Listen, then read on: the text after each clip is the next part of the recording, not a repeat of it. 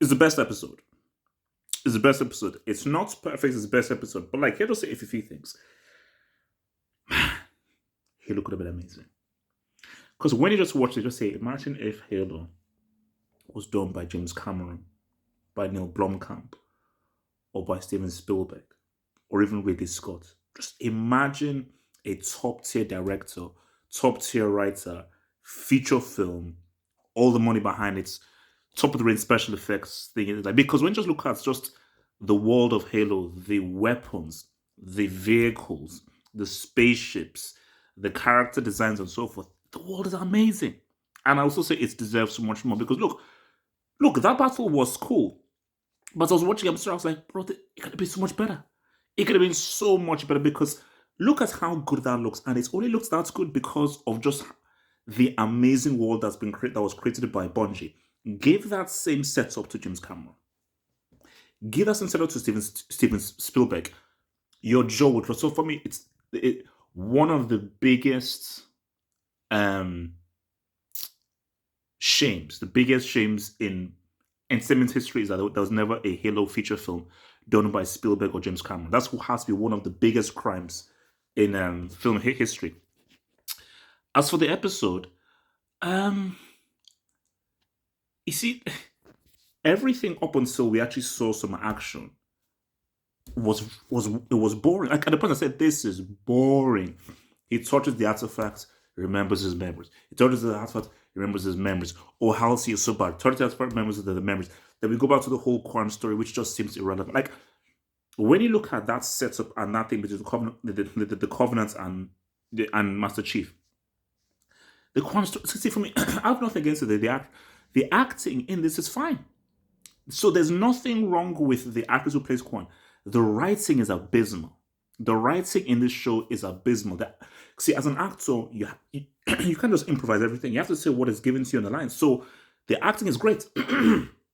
Across the board. The writing is crap. The writing in this whole show is crap. And as I'm watching this, I'm like, bro, it's a like when you just look at that, it's a war story. Who's that blonde chick? Who the who the hell is that blonde chick who's for the Covenant? Why is she there? What's she there for? It's a war film. And if you don't have the money or the budget to do a war film, then don't freaking do it. So people say, oh well, it's too expensive to like do the and also here's the thing. I'm not asking for all out war and everything. Have you played if you play the game, they're quite some missions. They're much more smaller covert missions. Sorry, this should have been about two storylines: a Master Chief storyline and a storyline of a soldier, a regular soldier, and this soldier who admires and idolizes Master Chief, but he just has his own small unit. So sometimes you actually see Master Chief through the eyes of this regular soldier who is obviously fighting the Covenant. And also, we also look at from the Covenant's perspective, there should be an avatar character in this. So we should actually see what it's like to be the character. And also, you can use prosthetics for this Covenant guys. Get the bomb ass blonde chick out of this freaking piece because she's really irrelevant. Get freaking that blonde chick who's for the Covenant. Get out of there.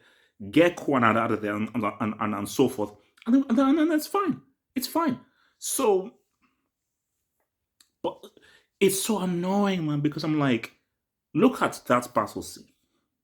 Look at the intensity of everything. Because right now you're like, oh wow, so these are the Covenant. This is what they're about. These are the enemies. So these are the like that's it.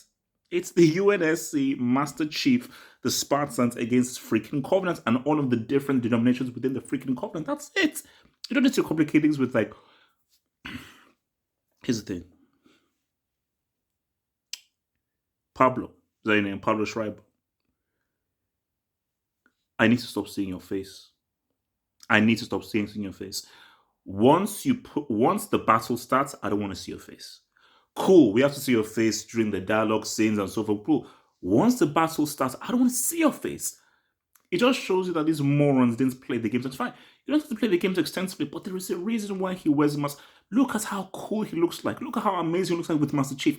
Every single time we just saw Master Chief with his helmet, I'm like, man, that's that dude. Then whenever they switch to freaking Pablo's face, I'm like, this just looks stupid. It ruins the scene. It's totally ruins the scene every time it just goes back to the Pablo Schreiber's face, bro. It's Just because, I'll keep saying this. Halo deserves so much more. The world is too good. The world is too good. Halo deserves so much more.